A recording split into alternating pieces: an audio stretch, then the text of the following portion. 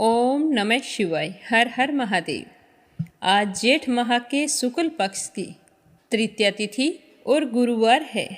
जेठ के महीने में गुरुवार के व्रत और श्री हरि विष्णु भगवान की कथा को सुनना बहुत ही फलदायी बताया जाता है।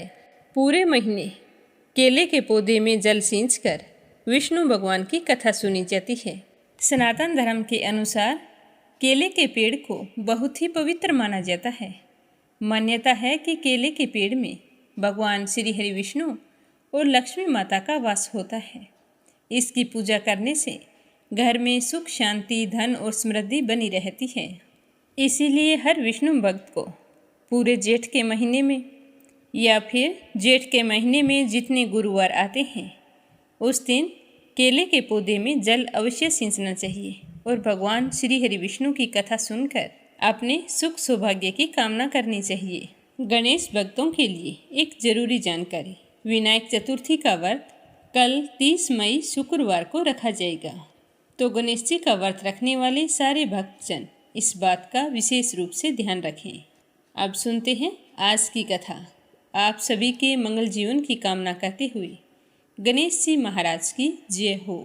एक समय की बात है, गणेश जी ने पृथ्वी के मनुष्यों की परीक्षा लेने का विचार बनाया तो वे अपना रूप बदलकर एक छोटे से बच्चे का रूप धारण करके पृथ्वी पर घूमने लगे और हाथ में एक चम्मच में दूध ले लिया और दूसरे हाथ में चुटकी भर चावल ले लिए और गली गली घूमकर आवाज़ें लगाने लगे कि कोई भाई मुझे खीर बना दो, कोई मुझे खीर बना दो।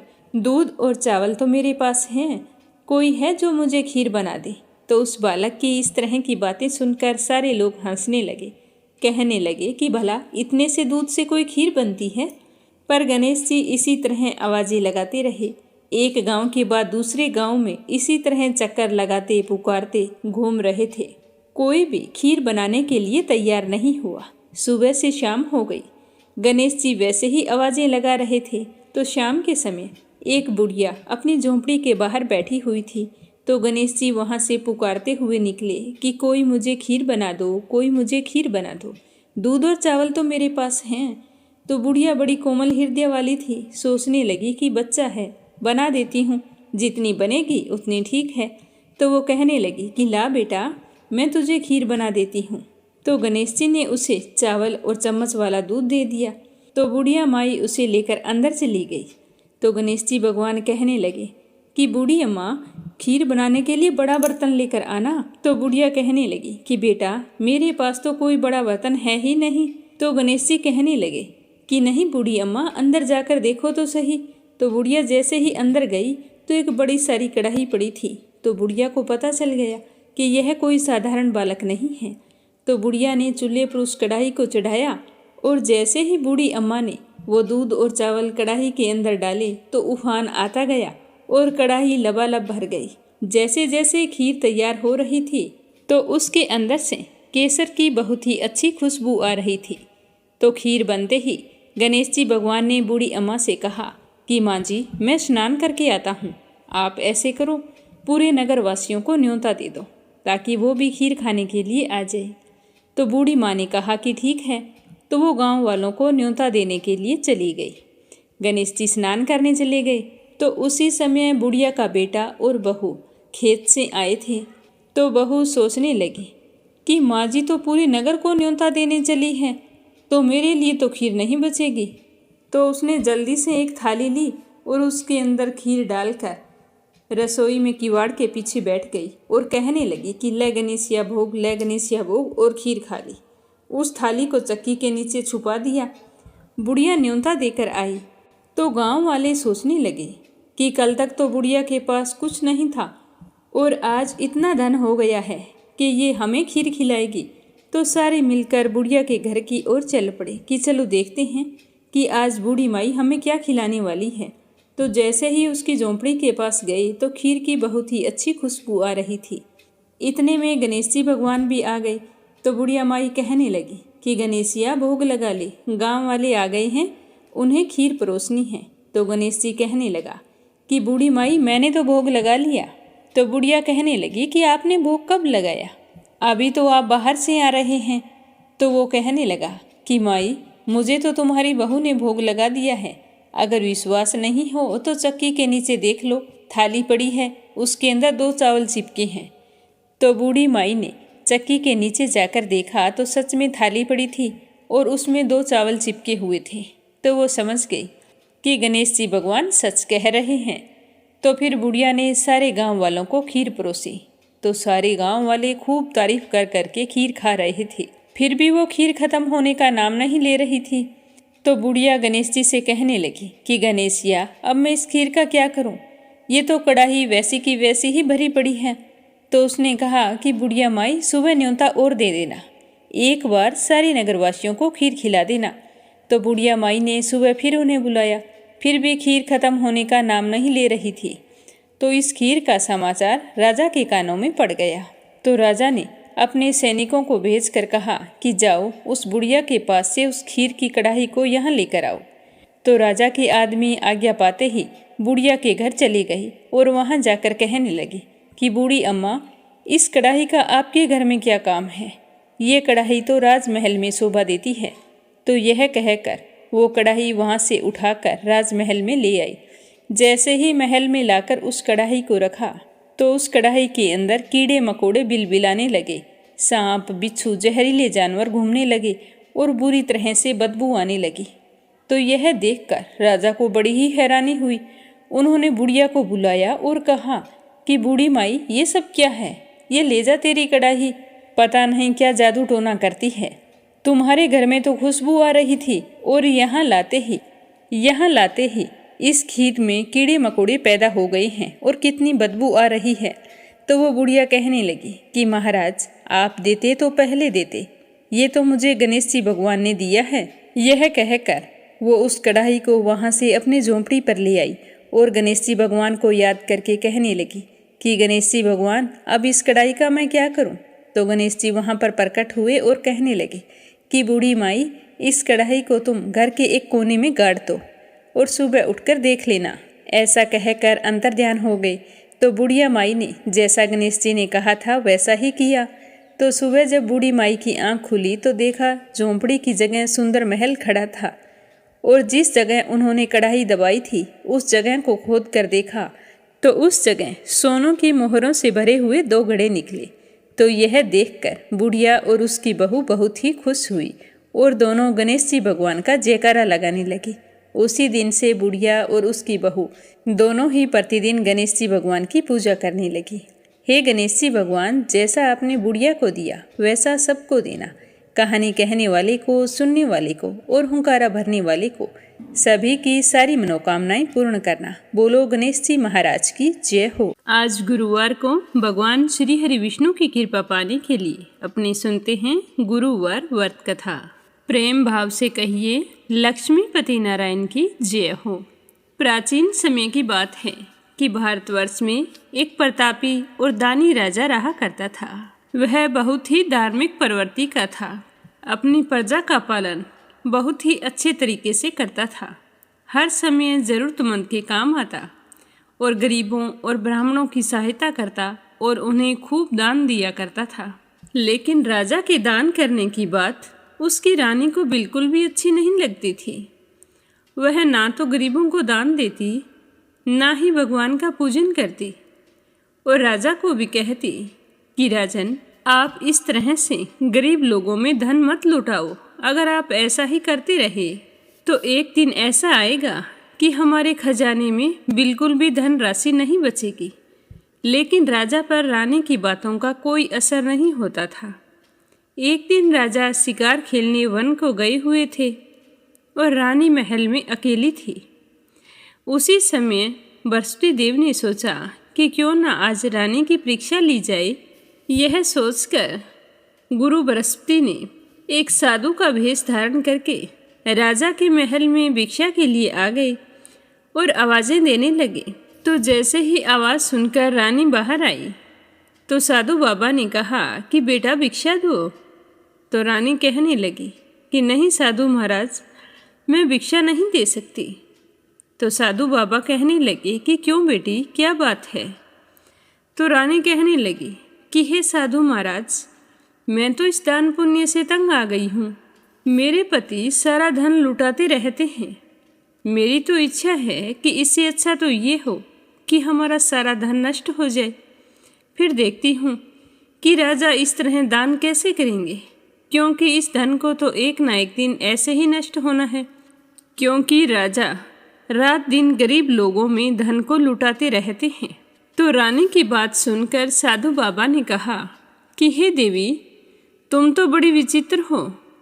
धन संतान तो सभी चाहते हैं, पुत्र और लक्ष्मी तो पापी के घर भी होने चाहिए। यदि तुम्हारे पास अधिक धन है तो भूखों को भोजन दो, प्यासों के लिए प्याऊ बनवाओ, मुसाफिरों के लिए धर्मशालाएं खुलवाओ। जो निर्धन लोग हैं, अपनी कुंवारी कन्याओं का विवाह नहीं करवा सकते हैं, उनका विवाह करवा दो। ये तो बड़ी सौभाग्य की बात है कि तुम्हारे पास बहुत अधिक धन है। बेटी, दान देने से कभी भी धन नष्ट नहीं होता है, वह तो 4 गुना हो जाता है। इसीलिए तुम अपने धन को अच्छे कामों में लगाओ। ऐसा करने से तुम्हारा यश लोक और परलोक में फैलेगा। परंतु रानी पर साधु बाबा की बात का कोई भी असर नहीं पड़ा। वो कहने लगी कि हे साधु बाबा, आप मुझे कुछ ना समझाएं। मैं ऐसा धन नहीं चाहती हूँ जो हर जगह बांटती फिरूं। तो रानी की बात सुनकर साधु बाबा बड़े ही दुखी हुए और फिर कहने लगे कि बेटी, तुम्हारी अगर यही इच्छा है तो ऐसा ही होगा। मैं तुम्हें कुछ उपाय बताता हूँ जिनके करने से बहुत ही जल्द तुम्हारा सारा धन नष्ट हो जाएगा। तुम गुरुवार के दिन घर को गोबर से लीपना, फिर सिर धोकर स्नान करना, भट्टी चढ़ाकर कपड़े धोना। ऐसा करने से सारा धन नष्ट हो जाएगा। इतना कहकर साधु महाराज वहाँ से अंतर्ध्यान हो गए। यह सुनकर रानी बहुत ही खुश हुई। अब जैसे ही गुरुवार का दिन आया तो जो उपाय साधु बाबा ने बताए थे उन सभी का पालन किया, और ऐसा करने से केवल 3 गुरुवार बीते थे कि उनकी सारी धन संपत्ति नष्ट हो गई। भोजन के लिए राजा का परिवार तरसने लगा। अब तो ऐसे दिन आ गए थे कि उन्हें एक अन्न का दाना भी नसीब नहीं हो रहा था। तो एक दिन राजा ने रानी से कहा कि रानी, तुम यहीं पर रहो, मैं दूसरे देश को जाता हूँ, क्योंकि यहाँ पर मुझे सारे लोग जानते हैं। इसीलिए मैं कोई छोटा कार्य तो कर नहीं सकता। मैं थोड़ा बहुत धन कमा कर लाऊंगा, जिससे हमारा गुजर बसर अच्छे से हो जाएगा। ऐसा कहकर राजा परदेश चले गए और वहाँ जाकर जंगल से लकड़ी काट कर लाते और शहर में बेच देते। तो इस तरह अपना जीवन यापन करने लगे। लेकिन लकड़ियाँ बेचने से राजा को ज़्यादा कुछ नहीं मिलता था। खुद का गुजारा बड़ी मुश्किल से होता था। और उधर पीछे राजा के जाते ही रानी और दासी बहुत ही दुखी रहने लगी। एक बार की बात है कि रानी और दासी को 7 दिन तक बिना भोजन के रहना पड़ा। दोनों भूख से व्याकुल हो उठी। तो रानी ने दासी से कहा कि दासी, पासी के नगर में मेरी बहन रहती है, वो बड़ी धनवान है। तो उसके पास जा और भोजन की सामग्री ले आना।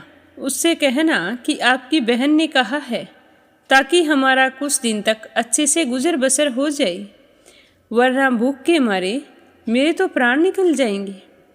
तो दासी रानी के कहे अनुसार उनकी बहन के पास गई। उस दिन गुरुवार का दिन था और रानी की बहन उस समय गुरुवार की व्रत कथा सुन रही थी। दासी ने रानी के पास जाकर कहा कि हे रानी जी, आपकी बहन ने मुझे आपके पास भेजा है। लेकिन रानी ने सामने से कोई जवाब नहीं दिया। जब दासी को रानी की बहन से कोई उत्तर नहीं मिला तो वह बहुत ही दुखी हुई और भाग्य को कोसती हुई वापिस अपनी रानी के पास आ गई और आकर रानी को सारी बात बता दी कि आपकी बहन ने मेरी बात का कोई भी जवाब नहीं दिया है। तो दासी की बात सुनकर रानी कहने लगी कि जब अपने ही ग्रह खोटे हों तो क्यों कोई हमारी सहायता करेगा। और रानी की आंखें पानी से भर आई। और उधर रानी की बहन पूजा समाप्त करके उठी तो सोचने लगी कि मेरी बहन की दासी पता नहीं क्यों आई थी। मेरे नाम बोलने से वो अवश्य दुखी हुई होगी। मुझे जाना चाहिए। तो वह कथा और पूजन समाप्त करके जल्दी से अपनी बहन के घर आई और कहने लगी कि हे बहन, मेरा तो गुरुवार का व्रत था और मैं व्रत कथा सुन रही थी। जब तक कथा सुनते हैं तब तक ना तो बीच में उठते हैं और ना ही बोलते हैं, इसीलिए मैं चुपचाप बैठी थी। अब बताओ कि तुम्हारी दासी मेरे यहाँ क्यों गई थी? तो रानी कहने लगी कि बहन, मैं तुमसे क्या छिपाऊं? देखो, मेरे घर में खाने तक को अनाज नहीं है। हमारी आर्थिक स्थिति इतनी खराब हो गई है कि राजा को देश छोड़कर जाना पड़ा। पता नहीं वो कहाँ है, किस हाल में है। यह कहते कहते रानी की आंखें पानी से भर आई। उसने दासी समेत पिछले 7 दिनों तक भूखे रहने की बात भी अपनी बहन को विस्तार से बता दी। तो रानी की बहन कहने लगी कि देखो बहन, भगवान गुरुदेव सबकी मनोकामना पूर्ण करते हैं। देखो, शायद तुम्हारे घर में अनाज रखा हो। तो पहले तो रानी को विश्वास नहीं हुआ, पर बहन के बार बार आग्रह करने पर रानी ने अपनी दासी को अंदर भेजा। तो दासी ने अंदर जाकर देखा तो सचमुच एक अनाज से भरा हुआ घड़ा मिल गया। तो वह बहुत ही खुश हुई और बाहर आकर रानी से कहने लगी कि रानी साहिबा, देखो, अनाज से भरा हुआ घड़ा है। हमें तो इतने दिन तक दिखाई ही नहीं दिया। ये तो भगवान की ही कृपा है। तो यह सुनकर रानी बहुत ही खुश हुई। तो दासी कहने लगी कि हे रानी, अगर आपको बुरा ना लगे तो मैं एक बात कहूँ। हमें जब भोजन नहीं मिला था तो हम 7 दिन तक भूखे रहे थे। तो मेरा तो कहना यही है कि आप अपनी बहन से गुरुवार के व्रत की विधि और कथा पूछ लो, ताकि हम भी व्रत कर सकें। और व्रत करने से गुरु बृहस्पति देव हम पर प्रसन्न हो जाए तो हमारे भी दिन बदल जाएंगे। तो दासी की बात सुनकर रानी ने अपनी बहन से पूजा की सारी विधि पूछी। तो उसकी बहन ने बताया कि गुरुवार के दिन चने की दाल और मुनक्का से भगवान विष्णु का केले की जड़ में पूजन करें तथा घी का दीपक जलाएं, व्रत कथा सुने और पीला ही भोजन करें और इस दिन नमक ना खाएं। इससे गुरु बृहस्पति देव बहुत ही प्रसन्न होते हैं। इस तरह व्रत और पूजन की सारी विधि बताकर रानी की बहन अपने घर चली गई। 7 दिन के बाद जब गुरुवार का दिन आया, रानी और दासी दोनों ने व्रत रखा। गुड़साल में जाकर चना और गुड़ ले आई। फिर उससे केले की जड़ में भगवान श्री हरि विष्णु की पूजा की और अपने मंगल जीवन की कामना करते हुए रानी ने अपने से हुई भूल चूक के लिए क्षमा मांगी। पूजा पाठ करने से दोनों को बहुत ही खुशी हुई, लेकिन फिर दोनों सोचने लगी कि ये पीला भोजन कहाँ से आएगा। यह सोच सोचकर दोनों बड़ी ही दुखी हो रही थी। उन्होंने पूरे श्रद्धा भाव से व्रत रखा था। तो गुरु बृहस्पति देव उनसे बहुत ही प्रसन्न थे। तो उन्होंने एक साधारण व्यक्ति का रूप धारण किया और 2 थालों में सुंदर पीला भोजन लाकर दासी को पकड़ाकर चले गए। भोजन देखकर दासी बहुत ही खुश हुई। फिर थाल लेकर अंदर आई और रानी से कहने लगी कि देखो रानी, भगवान ने हमारे लिए पीला भोजन भेजा है। तो रानी और दासी दोनों प्रेम पूर्वक भोजन करने लगी। उसके बाद से वे सभी गुरुवार को व्रत और पूजन करती। तो गुरु भगवान की कृपा से उनके पास फिर से धन संपत्ति आ गई। परंतु रानी फिर से पहले की तरह आलस्य करने लगी। तो एक दिन दासी रानी को समझाने लगी कि हे रानी, पहले भी तुम्हारे पास धन था तो तुम इसी तरह आलस्य करती थी। दान करने में, धन रखने में बहुत कष्ट होता था। तुम्हारी ही गलती की वजह से हमारा सारा धन नष्ट हो गया और हम दाने दाने के मोहताज हो गए। और अब हमें विष्णु भगवान की कृपा से धन मिला है तो तुम फिर से आलस्य करने लगी हो। हे रानी, मैं नहीं चाहती कि जो दुख हमने भोगे थे वो हमें फिर से भोगने पड़े। हे रानी, हमने बड़ी मुसीबतों के बाद यह धन पाया है, इसीलिए हमें इस धन को दान पुण्य में लगाना चाहिए। भूखे मनुष्यों को भोजन करवाओ, धन को शुभ कार्यों में खर्च करो, जिससे तुम्हारे कुल का यश बढ़ेगा, स्वर्ग की प्राप्ति होगी और तुम्हारे पितर प्रसन्न होंगे। तो दासी की बात सुनकर रानी ने अपने धन को शुभ कार्यों में खर्च करना शुरू कर दिया, जिससे पूरे नगर में उसका यश फैलने लगा, जिससे रानी को बहुत ही खुशी होती थी। अब रानी में आलस्य बिल्कुल भी नहीं रहा। पर राजा के तो वही हाल थे। जंगल में जाते, लकड़ियां काट कर लाते और फिर उन्हें बाजार में बेचकर अपने लिए भोजन की व्यवस्था करते। तो एक दिन राजा बहुत ही दुखी हो गए और एक पेड़ के नीचे आसन जमाकर बैठ गए, अपने पुराने दिनों को याद करके। और आज की हालत देखकर राजा व्याकुल हो गए और दुखी होकर राजा रोने लगे। उस दिन गुरुवार का दिन था। तो राजा ने देखा कि निर्जन वन में एक साधु प्रकट हुए हैं। वो साधु के भेष में स्वयं गुरु भगवान थे। वो लकड़हारे बने राजा के सामने आए और कहने लगे कि हे लकड़हारे, तू इस सुनसान जंगल में चिंता मगन क्यों बैठा है? तो लकड़हारे ने दोनों हाथ जोड़कर प्रणाम किया और कहा कि हे साधु महाराज, आप तो सब कुछ जानने वाले हैं, मैं क्या कहूँ। इस तरह कहकर राजा रोने लगे और साधु को अपनी आत्मकथा सुनाई। तो राजा की सारी बात सुनकर साधु बाबा ने कहा कि हे राजन, तुम्हारी स्त्री ने गुरुवार के दिन गुरु भगवान का निरादर किया है, जिसके कारण रुष्ट होकर तुम्हारी यह दशा कर दी है। तुम दान पुण्य करते थे तो वो तुम्हारी रानी को बिल्कुल भी अच्छा नहीं लगता था। तो उन्होंने स्वयं गुरु भगवान से कहा था कि मेरा सारा धन नष्ट हो जाए। तो रानी के कहने पर ही तुम्हारा धन नष्ट हुआ है और तुम दर दर की ठोकरें खाते फिर रहे हो। लेकिन हे राजन, तुमने अपने जीवन में बहुत दान पुण्य किया है और मैं तुमसे बहुत ही प्रसन्न हूँ। इसीलिए मैं तुम्हारी चिंता को दूर करने के लिए यहाँ आया हूँ। अब तुम मेरे कहने पर चलो, तुम्हारे सारे कष्ट दूर हो जाएंगे और भगवान की कृपा से तुम्हारे पास पहले से अधिक धन संपत्ति हो जाएगी। तुम गुरुवार के व्रत रखने शुरू कर दो। व्रत रखकर बृहस्पति देव की पूजा करो। व्रत कथा सुनो। 2 पैसे के चने मुनक्के लाकर उसका प्रसाद बनाओ। शुद्ध लोटे में जल भरकर उसमें शक्कर मिलाओ और पूरी श्रद्धा से गुरुदेव की पूजा करो। और कथा समाप्त होने के बाद में अपने सुख सौभाग्य की कामना करो। और कथा सुनने वाले प्रेमियों में अमृत व प्रसाद बांटकर स्वयं भी उस प्रसाद को ग्रहण करना। अगर तुम ऐसा करोगे तो भगवान तुम्हारी सारी मनोकामनाएं पूर्ण कर देंगे। तो साधु के ऐसे वचन सुनकर लकड़हारा कहने लगा कि हे प्रभु, मुझे लकड़ी बेचकर इतना धन नहीं मिलता है कि मैं भोजन कर लेने के पश्चात भी कुछ बचा सकूं।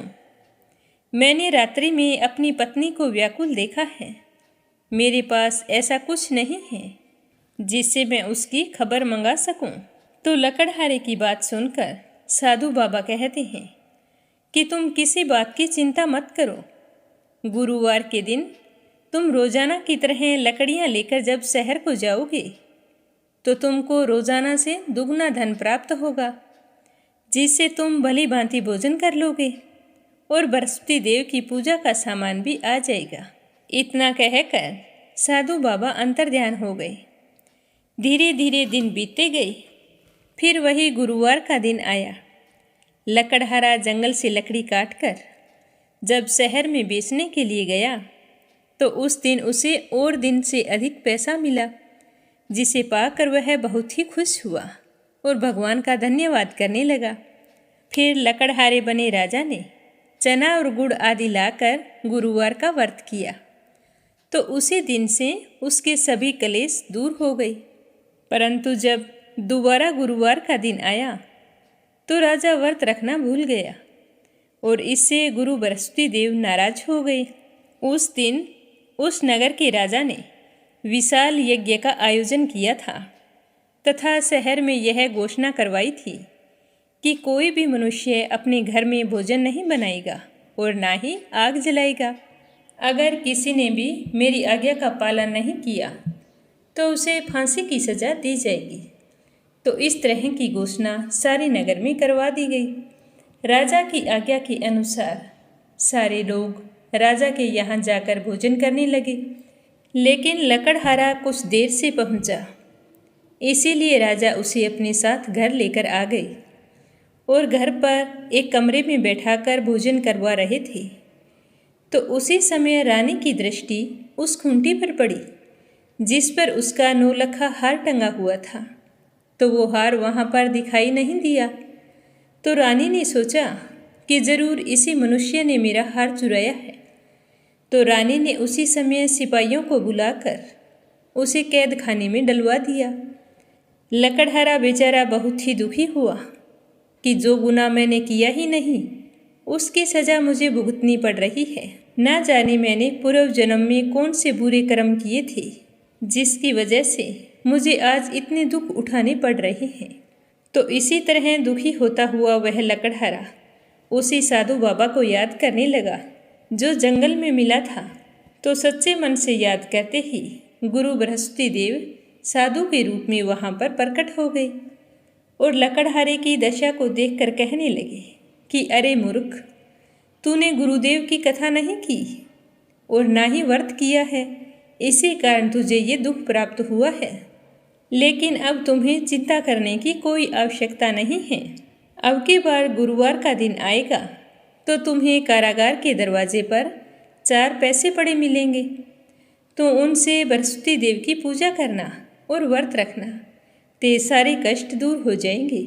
ऐसा कहकर साधु बाबा अंतर्ध्यान हो गए और लकड़हारा गुरुवार का इंतजार करने लगा। जैसे ही गुरुवार का दिन आया तो लकड़हारे ने कारागार के दरवाजे की तरफ देखा तो वहाँ पर 4 पैसे पड़े थे। देखकर वह बहुत ही खुश हुआ और उन्हें उठाकर बृहस्पति देव की पूजा करने लगा। और पूजा समाप्त होने पर उसने बड़े ही विनम्र भाव से भगवान से कहा कि हे भगवान, मैं तो अनजान और अज्ञानी हूँ। मैं व्रत और पूजा पाठ के बारे में कुछ भी नहीं जानता हूँ। अगर मुझसे कुछ भूल चूक हो गई हो तो मुझे क्षमा करना।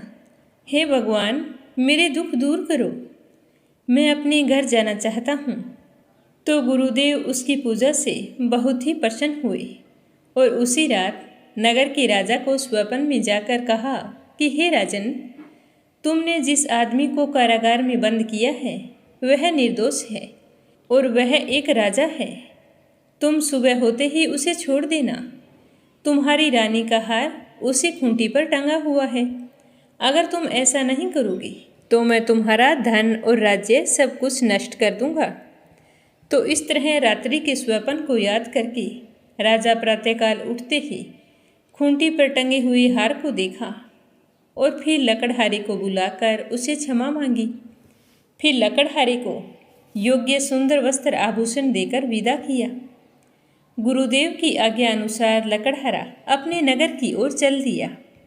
जब राजा अपने नगर के निकट पहुंचा तो उसे बड़ा ही आश्चर्य हुआ, क्योंकि नगर में पहले से अधिक बाग, तालाब, कुएं तथा बहुत सी धर्मशाला, मंदिर आदि बन गए थे।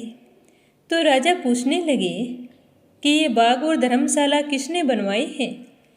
तो सारे लोग कहने लगे कि ये तो सब रानी और बांदी ने बनवाई है। तो राजा को बहुत ही आश्चर्य हुआ और गुस्सा भी आया कि रानी के पास इतना धन कहाँ से आया, जो मेरे जाते ही उसने इतने कुएं बावड़ी बनवा दिए हैं। तभी एक व्यक्ति जाकर रानी को खबर कर देता है कि राजा आ गए हैं और महल की तरफ आ रहे हैं।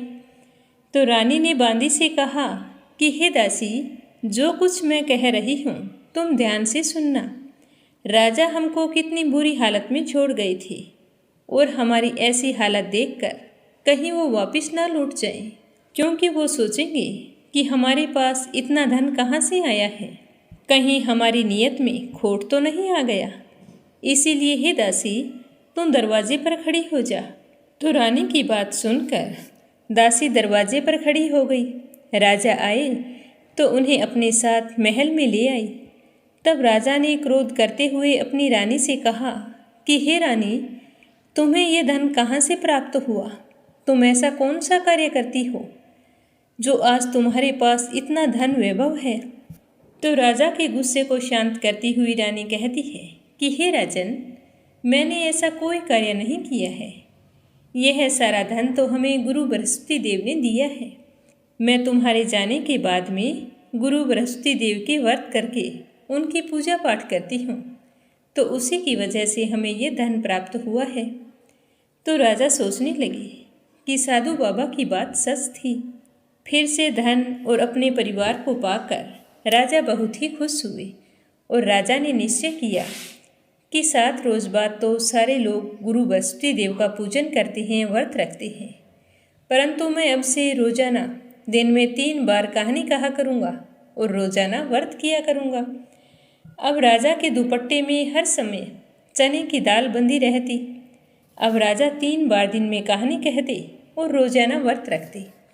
एक दिन राजा ने विचार किया कि कितने महीने हो गए अपनी बहन के यहाँ नहीं गया हूँ, मुझे अपनी बहन से मिलकर आना चाहिए। तो ऐसा निश्चय करके राजा घोड़े पर सवार होकर अपनी बहन के घर के लिए रवाना हो गए। थोड़ी दूर गए तो कथा कहने का समय हो गया। तभी मार्ग में राजा ने देखा कि कुछ आदमी एक मुर्दे को लेकर जा रहे हैं। तो राजा ने उन्हें रोक कर कहा कि अरे भाइयों, मेरे गुरु बृहस्पति देव की कथा सुन लो। तो वो कहने लगे कि लो, इनकी सुनो, हमारा तो आदमी मर गया है और इसे अपनी कथा की पड़ी है। परंतु कुछ बुजुर्ग आदमी कहने लगे कि कथा सुनने में कोई हर्ज नहीं है, राम का नाम लेना अच्छा होता है। चलो सारे गुरु बृहस्पति देव की कथा सुनते हैं।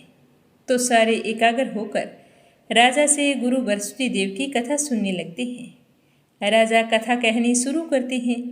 जब कथा आदि होती है तो वह मुर्दा हिलने लगता है और जब कथा समाप्त होती है तो वह तो राम राम कह के खड़ा हो जाता है। तो यह देखकर सभी को बहुत ही आश्चर्य होता है और सारे लोग राजा का धन्यवाद करने लगते हैं और राजा वहाँ से आगे चल पड़ते हैं। तो आगे मार्ग में उन्हें एक किसान हल चलाता हुआ मिलता है। तो राजा उसे देखकर कहते हैं कि अरे भाई, तुम मेरे गुरु बृहस्पति देव की कथा सुन लो। तो राजा की बात सुन के किसान कहता है कि भाई, तुम्हारे तो कोई कामकाज है नहीं, मेरे तो बहुत काम है। जब तक मैं तुम्हारी कथा सुनूंगा 4 हरिया जोत लूँगा। तुम यहाँ से जाओ और अपनी कथा किसी और को सुनाना। जिसके तुम्हारी तरह कोई काम ना हो वही तुम्हारी कथा को सुन सकता है। तो राजा निराश होकर आगे चलने लगे। राजा के वहाँ से जाते ही बैल पछाड़ खाकर गिर गए और किसान के पेट में जोरों का दर्द होने लगा। उसी समय उस किसान की माँ रोटी लेकर आई। जब उसने अपने पुत्र को जमीन पर बुरी तरह से लौटते हुए देखा तो भागकर उसके पास गई और पूछा कि बेटा, क्या हुआ? तो बेटे ने सारा हाल कह सुनाया। तो उसकी माँ दौड़ी दौड़ी उस घुड़सवार के पास गई और जाकर कहने लगी कि मैं तुम्हारी कथा सुनूंगी, तुम चलो मेरे खेत पर चलकर कथा कहना। तो राजा उसकी माँ की बात सुनकर बहुत ही प्रसन्न हुए और उसके पीछे पीछे उसके खेत पर जाकर कथा कहनी शुरू की। तो कथा सुनते ही किसान के पेट का दर्द बंद हो गया और बैल भी उठ खड़े हुए।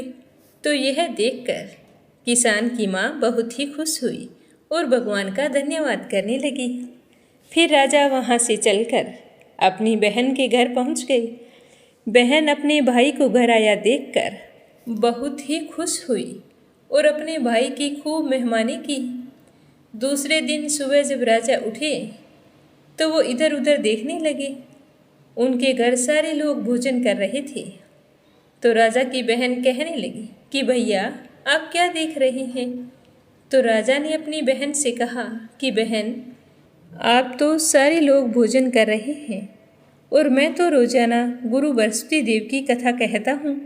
अब यहाँ पर कोई भूखा मनुष्य मिलेगा जो मेरे गुरु बृहस्पति देव की कथा सुन ले? तो बहन कहने लगी कि भैया, हमारा तो ऐसा देश है कि उठकर सारे लोग पहले भोजन करते हैं और बाद में कोई अन्य काम करते हैं।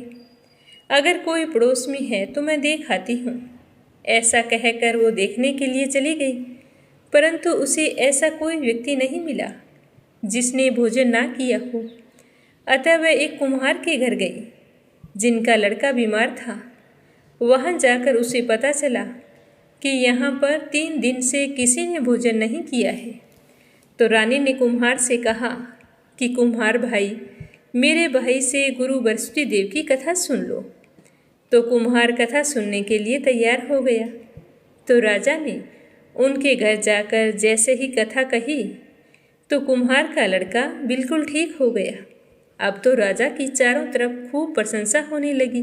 अपनी बहन के यहाँ रहते हुए कई दिन हो गए थे, तो एक दिन राजा ने अपनी बहन से कहा कि बहन, हम अपने नगर को जाना चाहते हैं। मैं चाहता हूँ कि तुम भी तैयार हो जाओ। तो राजा की बहन अपनी सास के पास जाकर कहती है कि माँ जी, मेरे भैया मुझे कुछ दिनों के लिए अपने साथ लेकर जाना चाहते हैं। तो उसकी सास कहती है कि हाँ हाँ, क्यों नहीं, चली जा, परंतु अपने लड़कों को साथ लेकर मत जाना, क्योंकि तेरे भाई की कोई औलाद नहीं है और हमारे बच्चों के साथ कहीं कोई ऊंच नीच हो गई तो हम क्या करेंगे। तो वह अपने भाई के पास आकर कहती है कि भैया, मैं तो चलूँगी, पर मेरा कोई भी बालक हमारे साथ नहीं जाएगा। तो राजा कहने लगे कि बहन, जब कोई बालक ही नहीं जाएगा तो तुम चलकर क्या करोगी। और राजा मन ही मन बड़े ही दुखी हुए। दुखी मन से अपने नगर को लौट आए। तो रानी ने आते ही पूछा कि राजन, आप इस तरह से उदास क्यों हैं, क्या बात है, बहन के घर जाकर आए हैं। तो बताइए, कैसी थी आपकी बहन और भांजे, तुम लोगों ने क्या क्या बातें की थी। मैं तो सोच रही थी कि तुम अपनी बहन और बच्चों को साथ लेकर आओगे, हमारे भी यहाँ पर कुछ दिन रौनक लग जाएगी। तो राजा की आंखों में आंसू आ गए। तो रानी ने पूछा कि राजन, आपकी आंखों में आंसू, क्या बात हो गई, वहाँ पर सारे कुशल मंगल तो थे ना। तो राजा ने सारी बात बताते हुए कहा कि मेरी बहन अकेली आ रही थी, अपने बच्चों को ससुराल में छोड़ के आ रही थी, क्योंकि हम निर्वंशी हैं, हमारा तो मुंह देखने का भी धर्म नहीं है। इस तरह कहते हुए राजा रोने लगे। तो रानी उन्हें चुप कराती हुई कहने लगी कि हे प्रभु, गुरु बृहस्पति देव ने हमें सब कुछ दिया है और मुझे पूरा विश्वास है कि औलाद भी अवश्य ही देंगे। पर राजा बड़े ही उदास थे। उस दिन उन्होंने भोजन नहीं किया, भूखे प्यासे सो गए। तो उसी रात को गुरु बृहस्पति देव ने राजा को स्वप्न में दर्शन देकर कहा कि हे राजा, सारे सोच त्याग दे, तेरी रानी गर्भ से है।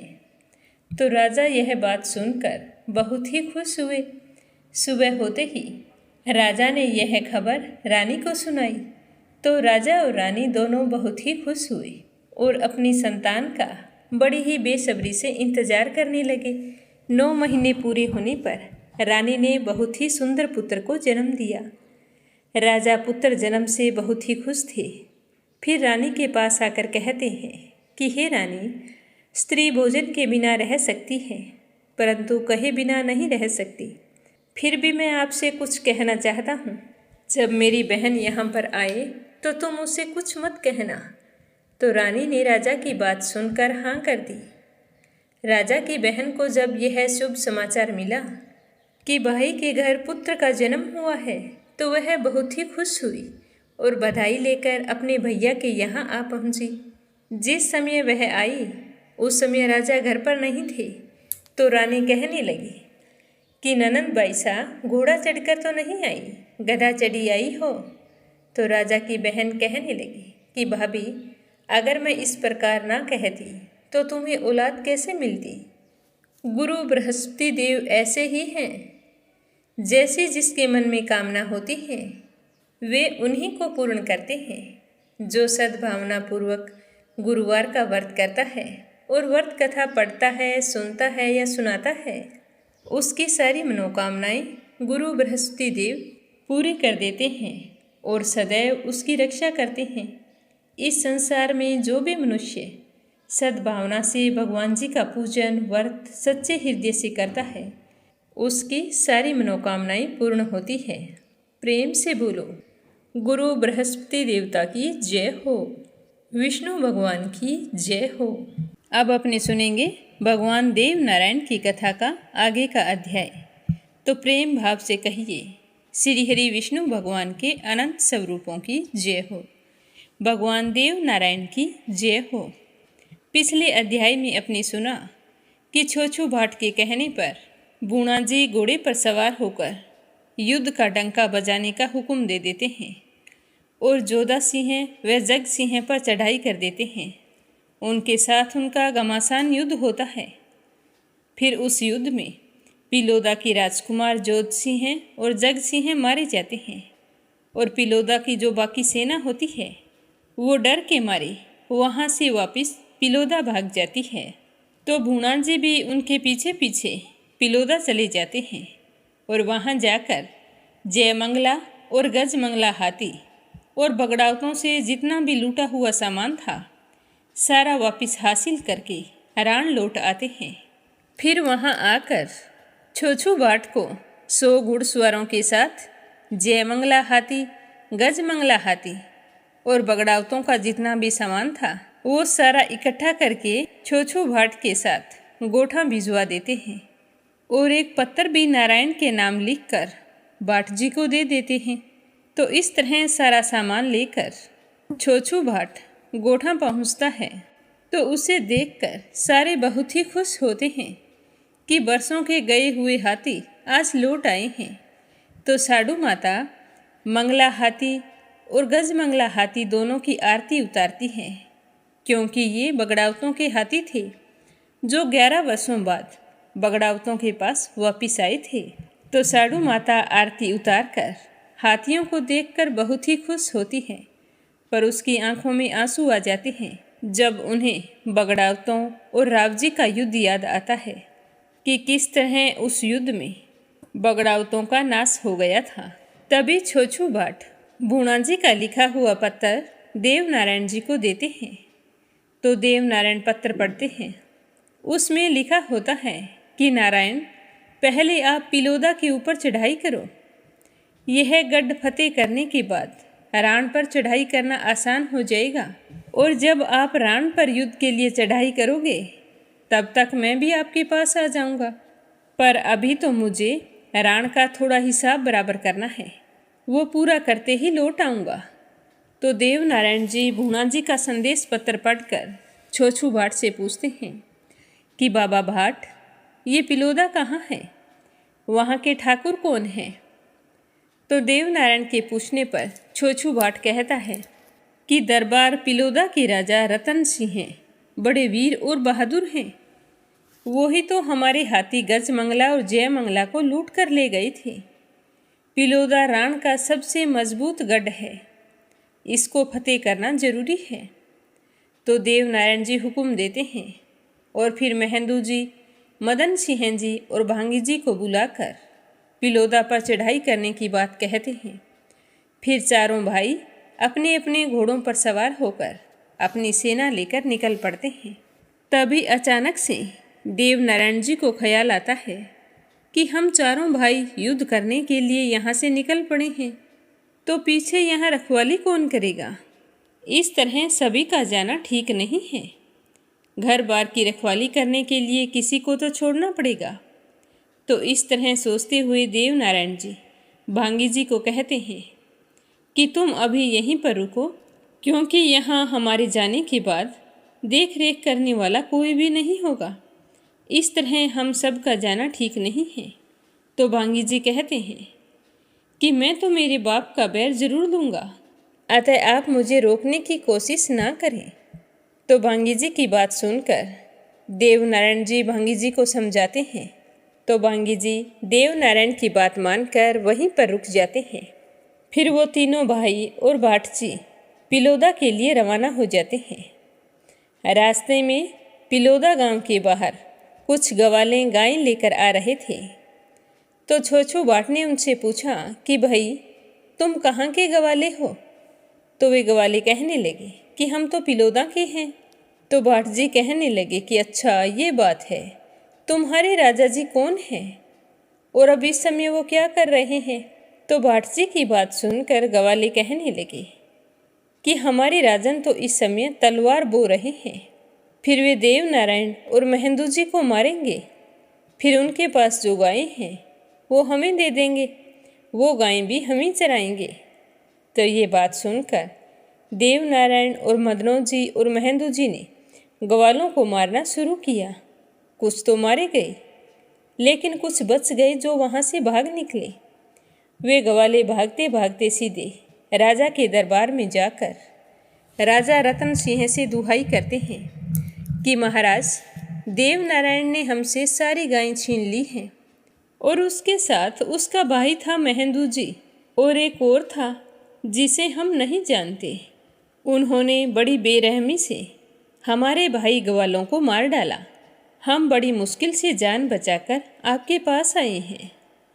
तो पिलोदा के राजा रतन सिंह जी अपनी सेना को तैयार करके 70,000 फौज लेकर युद्ध के लिए तैयार हो जाते हैं और देव नारायण के सामने जाकर कहते हैं कि ये लड़के, तेरी उम्र नहीं है युद्ध करने की, मेरा कहना मान और तुम वापस चला जा।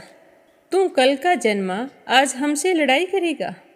हमने तो तेरे बाप दादा को भी युद्ध में मारा है, जो बड़े वीर योद्धा थे, तो तू तो हमारे सामने चीज ही क्या है?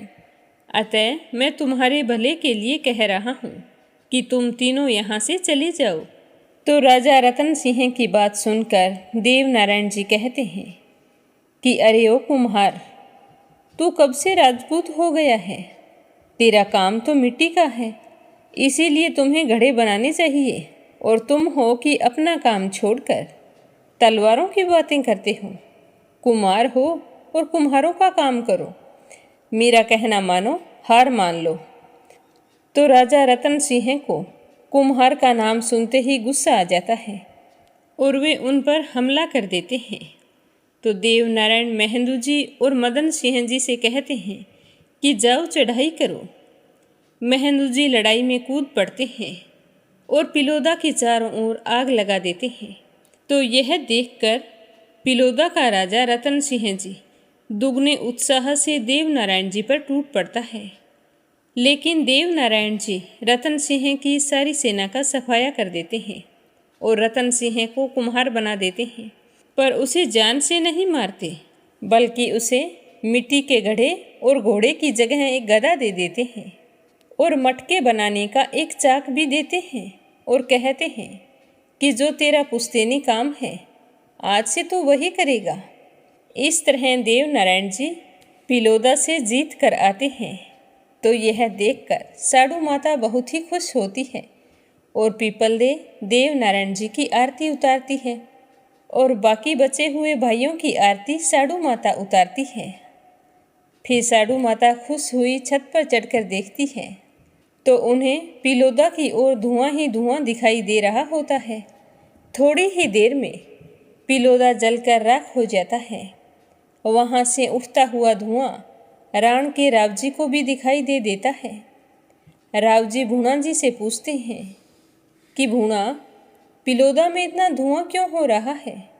तो भूणा जी समझ जाते हैं कि जरूर देव नारायण ने पिलोदा पर चढ़ाई कर दी है। सब कुछ जानते हुए भी अनजान बनकर भूणा जी कहते हैं कि बाबा साहब, वहाँ 70,000 रानियों का विवाह है, तो खाना पक रहा होगा। तो राव जी कहते हैं कि हमारे बराबर के वहाँ के सरदार हैं, तो हमें न्योता क्यों नहीं आया? तो भूणा जी कहने लगे कि दरबार में मुझे तो 3 दिन पहले ही न्योता आ गया, आपके पास आता ही होगा। भूणा जी के इतना कहते ही सांडीवान संदेश लेकर आता है। तो राव जी उसे देखकर सोचते हैं कि ये जरूर मेरे लिए न्योता लेकर आया है, लेकिन सांडीवान बड़ा ही घबराया हुआ होता है और कहता है कि महाराज, पिलोदा खत्म हो गया है, वहाँ सब कुछ जलकर राख हो गया है। वहाँ पर देव नारायण और महेंद्र जी ने चढ़ाई कर दी थी और बांगे जी ने पिलोदा में आग लगा दी। तो राव जी देखकर सोचते हैं कि भूणा जी को सब पता था, इसने हमें नहीं बताया। और वो भूणा जी से कहते हैं कि बेटा भूणा, इसका न्याय अब तुझी को करना है। तो भूणा जी कहते हैं कि बाबा साहब, मैं तो इस भाले की अणी से न्याय करूँगा, आ जाओ सामने। तो इतनी बात सुनकर राव जी घबरा जाते हैं और सोचते हैं कि आज भूणा इस तरह की बातें कर रहा है, तो डरते डरते अपने महल की ओर भाग जाते हैं। तो राव जी को इस तरह डरा हुआ देखकर उनकी रानियां पूछती हैं कि महाराज क्या बात है, आप इस तरह से डरे हुए क्यों हैं? तो राव जी कुछ नहीं कहते, वो बस इतना ही कहते हैं कि भूणा, तुमसे ये उम्मीद नहीं थी। तो रानियां सोचती है कि ज़रूर कोई बड़ी बात है। तो राव जी की रानी सांखली भूणा जी को पत्र लिखकर महल में बुलवाती है। तो पत्र पढ़कर भूणा जी रानी के पास आते हैं और पूछते हैं कि माँ जी, आपने कैसे याद किया? तो उसकी माँ कहती है कि बेटा, तुम दोनों बाप बेटों में क्या लड़ाई हो रही है? तुम्हारे पिताजी तो बहुत ही घबराए हुए हैं। तो भूणा जी अपनी माँ की बात सुनकर सारी बात बताते हैं कि पिलोदा पर देव नारायण और महेंदू ने चढ़ाई कर दी है। बस उसी के बारे में जब बाबा साहब को पता चला तो ये डर गए हैं। तो भूणा जी की बात सुनकर रानी सांखली कहती है कि बेटा, तुम थक गए होगे, चलो पहले भोजन कर लो। ऐसा कहकर माता जी भूणा जी को भोजन करवाती है और उस पर पंखा डालती है। चिकनी चुपड़ी बातें करती हुई कहती है कि बेटा, यदि तू मेरे को खुश करना चाहता है तो जा देव नारायण और महेंदू का सर काट कर ला। मैं तेरे दो दो विवाह करवाऊंगी। रानी पद्मनी से तुम्हारी शादी करवा के फिर 1.25 कोस पैदल चलकर तेरी आरती उतारूंगी। यहाँ का सारा राजपाट तुम्हें ही सौंप दूंगी। इस तरह कहती हुई रानी सांखली कहती है कि बेटा जाओ, सेना साथ में लेकर जाओ और देव नारायण और महेंदू के सर काट कर लाओ। तो भूणा जी अच्छे जवानों और अच्छे घोड़ों को छांट कर 17,000 की फौज तैयार करके महल में आकर रानी जी से कहते हैं कि मासा, मुझे दरबार की मोहर लगाकर कागज़ पर लिख कर दो कि मेरे सारे गुनाह माफ़ हो तो ही मैं जाऊंगा। तो रानी राव जी को बुलाकर कहती है कि हमारा बेटा भूणा जी देव नारायण और महेंदू का सिर काटने जा रहा है। इसे दरबार की मोहर लगाकर पत्र लिख कर दो कि इसके सारे गुनाह माफ़ हैं। तो रानी सांखली की बात सुनकर राव जी पत्थर पर वो सब कुछ लिख देते हैं जैसा कि भूणा जी ने कहा था। फिर वो कागज़ भूणा जी को दे देते हैं। भूणा जी सेना लेकर निकलते हैं और सोचते हैं कि रानी ने मेरे भाइयों के सिर मुझे से मांगे हैं, क्यों न मैं रानी के भाइयों के सिर काट कर उसको दे देता हूँ। ऐसा करने से मेरा बैर भी निकल जाएगा और रानी को भी पता चल जाएगा कि भाइयों के सर काटने का क्या दुख होता है। और जब रानी के भाइयों ने मेरी अंगुली काटी थी तब मुझसे यह भी कहा था कि अगर बड़ा होकर तुझ में हिम्मत हो तो इस अंगुली काटने का बैर ले लेना। तो आज वो समय आ गया है। उन्होंने मेरी अंगुली काटी थी, आज मैं उनके सर काटूंगा। इस तरह सोचते हुए भूणा जी सेना को साथ लेकर मारवाड़ में चांदारून की ओर चल पड़ते हैं। चांदारून मारवाड़ की ओर जाते समय रास्ते में गवाले गाय चरा रहे होते हैं। तो भूणा जी गवालों से पूछते हैं कि ये गाय किसकी है? तो एक गवाला कहता है कि चांदारून के राजा सातल और पातल सांखला की है। तो भूणा जी कहते हैं कि मैं तो उनका भांजा हूँ और वो मेरे मामा जी हैं। तो भूणा जी पत्र लिखकर अपने मामा को भेजते हैं कि मैं भूणा जी हूँ आपका भांजा, आपने जो मेरी अंगुली काटी थी आज मैं उसी का बैर लेने आया हूँ, मिलने के लिए मेरे सामने आ जाओ। इस तरह लिखकर वो पत्थर गवालों को दे देते हैं। गवाले पत्थर को ले जाकर मामा जी को दरबार में सौंपते हैं और कहते हैं कि भूणा जी चांदारून गांव के बाहर बीहड़ में आपका इंतज़ार कर रहा है। तो मामा सातल पातल पत्थर पढ़ते हैं और दोनों भाई आपस में सलाह लेकर हथियारों को साथ लेकर भूना जी से मिलने चले जाते हैं। वहाँ जाकर भूना जी से कहते हैं कि भांजे राम राम, आज तुम्हें हमारी याद कैसे आई?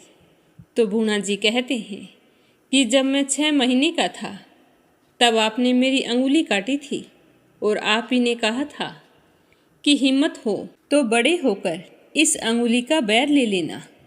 आज मैं उसी अंगुली का बैर लेने आया हूँ। तो आज की कथा का यहीं पर समापन होता है।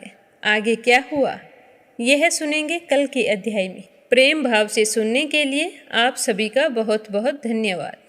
बोलो श्री हरि विष्णु भगवान के अनंत स्वरूपों की जय हो। देव नारायण भगवान की जय हो।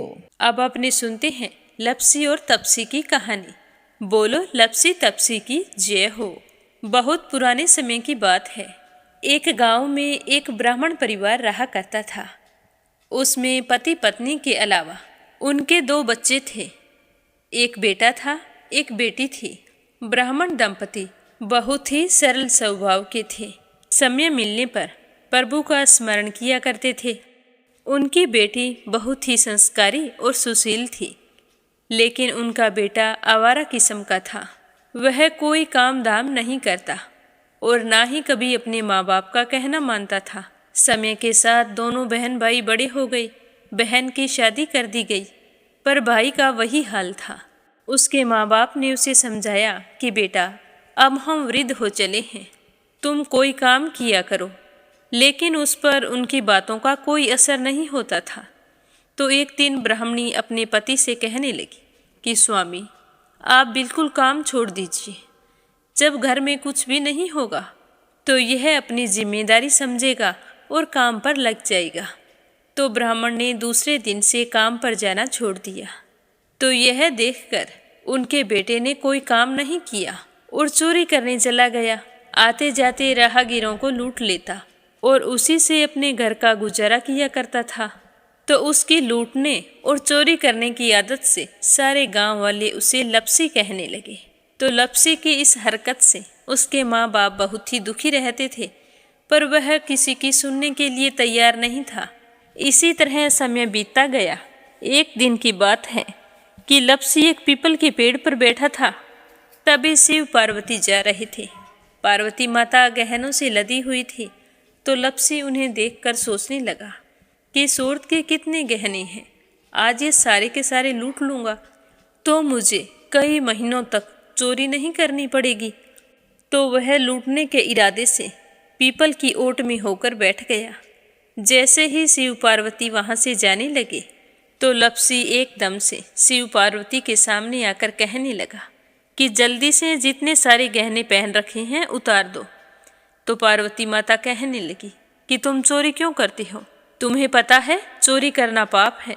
तो लपसी कहने लगा कि क्या करूं? घर पर मेरे माँ बाप हैं, मेरी एक भांजी है, उनके लिए दोनों समय भोजन की व्यवस्था कहाँ से करूं? मुझे कोई काम तो आता नहीं है। तो लपसी की बात सुनकर पार्वती माता कहने लगी कि तुम जो चोरी करके पाप करते हो, इस पाप का भागी कौन बनेगा? तो लपसी कहने लगा कि मेरे घर वाले सारे बनेंगे। तो पार्वती माता कहने लगी कि कोई नहीं बनेगा, पाप के भागी केवल तुम बनोगे। तो लपसी कहने लगा कि मैं लूट खोस कर उन्हीं के लिए लेकर जाता हूँ, तो पाप के भागी तो उन्हें बनना ही पड़ेगा। तो लपसी की बात सुनकर पार्वती माता ने हंसकर कहा कि हम यहीं पर बैठे हैं और तुम अपने घर जाओ। अपने घर वालों से पूछो कि कोई तुम्हारे पाप का भागी बनेगा क्या? तो यह सुनकर लपसी भागा भागा अपने घर आया और अपनी माँ के पास गया और कहने लगा कि माँ, मैं चोरी करके लाता हूँ, राह चलते राहगीरों को लूटता हूँ, तुम्हारे लिए ही तो करता हूँ। तो तुम मुझे एक बात बताओ, चोरी करने से जो पाप लगता है तो आप मेरे पाप के भागी बनोगे? तो लपसी की बात सुनकर उसकी माँ कहने लगी कि बेटा, मैंने तो तुमसे नहीं कहा कि तुम चोरी करके लाओ, तुम कमा कर लाओ। हमें तो 2 वक्त की रोटी चाहिए। मैं तो तुम्हारी पाप की भागी नहीं बनूंगी। तो माँ के मुंह से इस तरह की बात सुनकर लपसी तो हैरान हो गया। फिर वह अपने पिताजी के पास गया और जाकर कहने लगा कि पिताजी, मैं जो कुछ भी लूट खोस के लाता हूँ वो आपके लिए ही तो लाता हूँ। देखो मैंने लूट कर कितना धन इकट्ठा कर लिया है, कितने ऐशो आराम है तुम्हारे। अगर मैं चोरी नहीं करता तो क्या ये सब हमें मिलता? पिताजी, मैं तुमसे एक बात पूछता हूँ कि चोरी करने से पाप लगता है, तो उस पाप में आप मेरे भागीदार बनोगे क्या?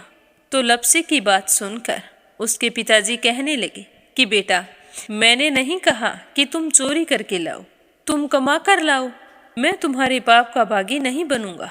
तो माँ बाप के मुंह से इस तरह की बात सुनकर वह बहुत ही उदास हुआ और सोचने लगा कि मैं कितने महीनों से चोरी कर रहा हूँ, ना जाने मुझ पर कितना पाप चढ़ गया है, और ये तो बोल रहे हैं कि पाप के भागी हम नहीं बनेंगे, तो अब क्या होगा? तो वह बड़े ही दुखी मन से शिव पार्वती से मिलने के लिए चल पड़ा। जैसे ही घर से बाहर निकलने लगा तो उसकी छोटी सी भांजी दरवाजे पर खेल रही थी। उसे पता नहीं था कि पाप पुण्य क्या होता है, तो वो कहने लगी कि मामा, पाप की भागी मैं बनूंगी।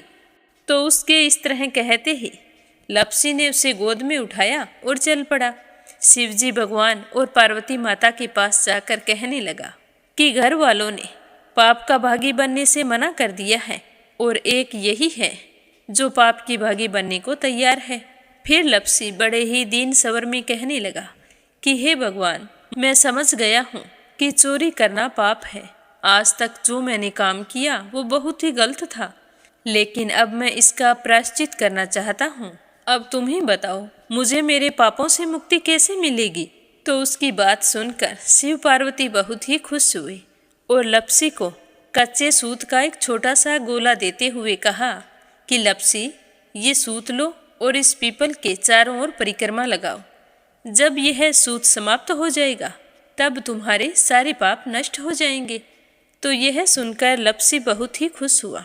सोचने लगा कि छोटा सा गोला है, अभी लपेट कर घर चला जाऊंगा, उसके बाद में कभी कोई पाप नहीं करूंगा। फिर उसने अपनी बांजी को कंधे पर बैठाया और पीपल की परिक्रमा लगानी शुरू कर दी। अब भगवान का वह सूत खत्म कहाँ होने वाला था। लप्सी चक्कर लगाता गया पर वह सूत खत्म नहीं हुआ।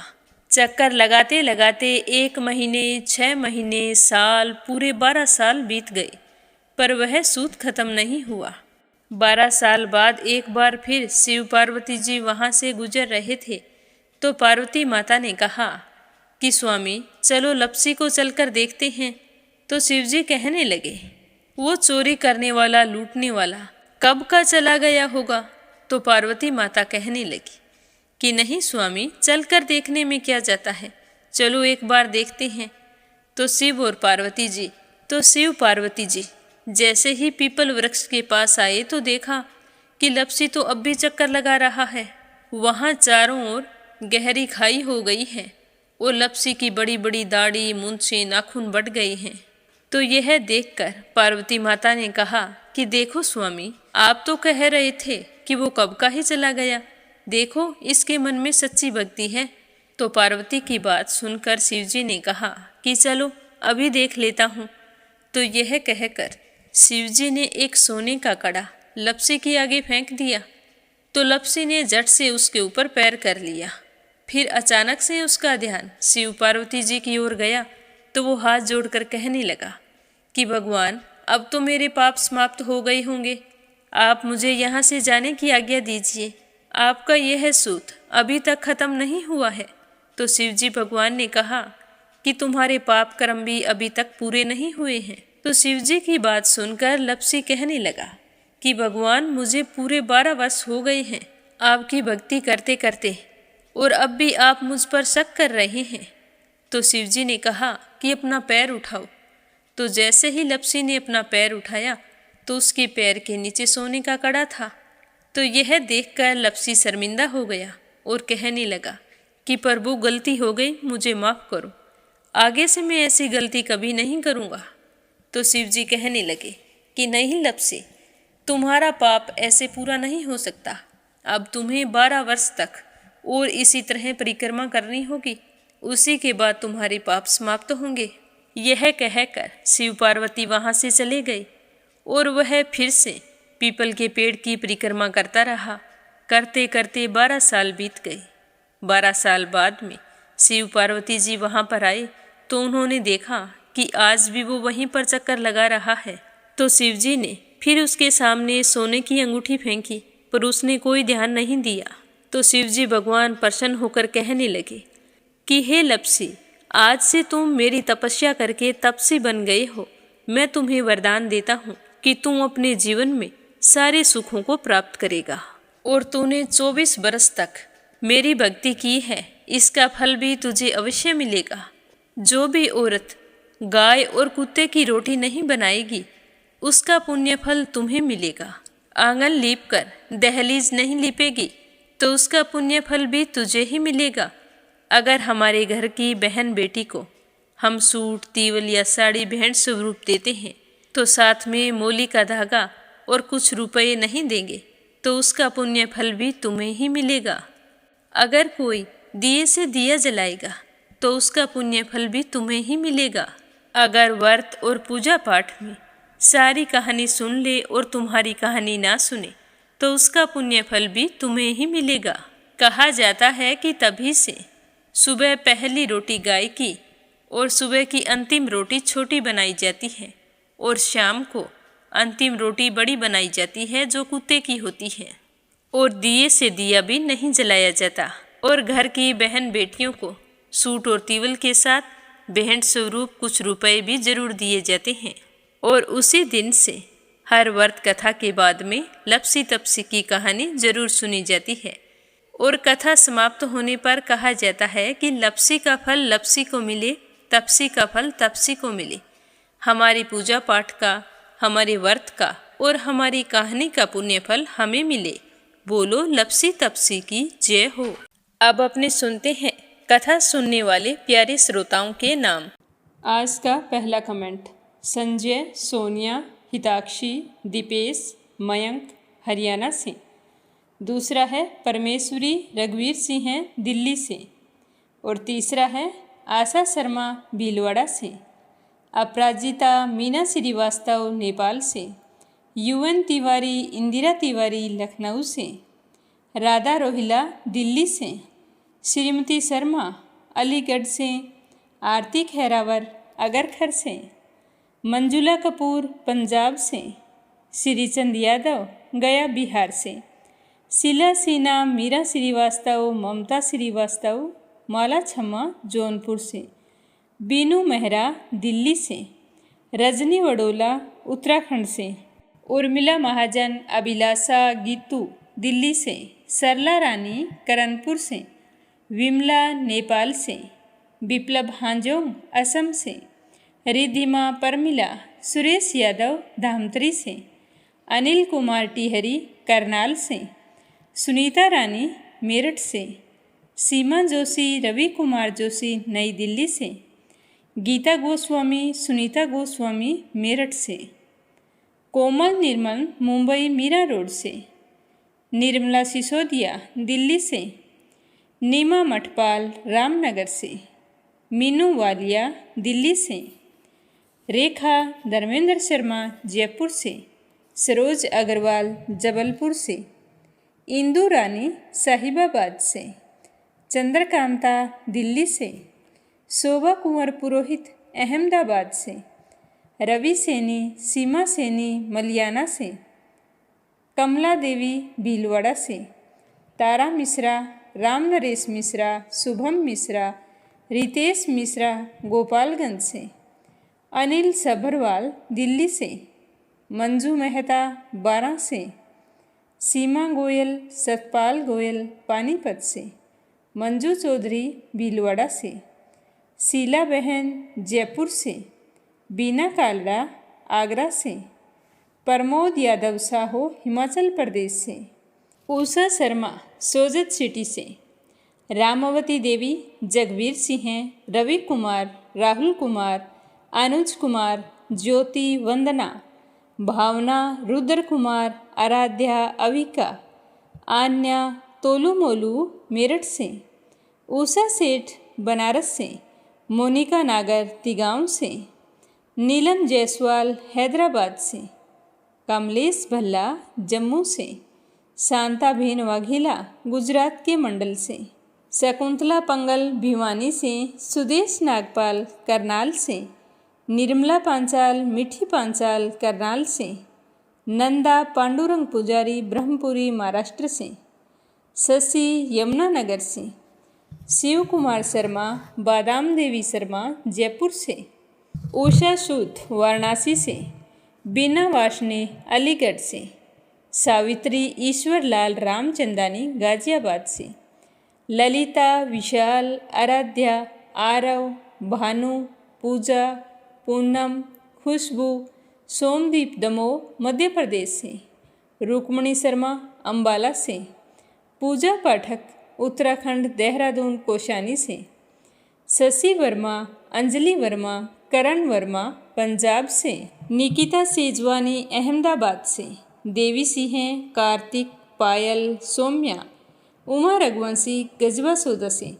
सुमन साहा उत्तराखंड से, छाया श्रीवास्तव काशी से, कमलेश लाल रुड़की से, अंजलि शर्मा शहादरा से, अशोक कुमार जी भटनागर भोपाल मध्य प्रदेश से, स्मिता सीताराम गायकवाड़ महाराष्ट्र से, श्याम कुमारी बाराबंकी से।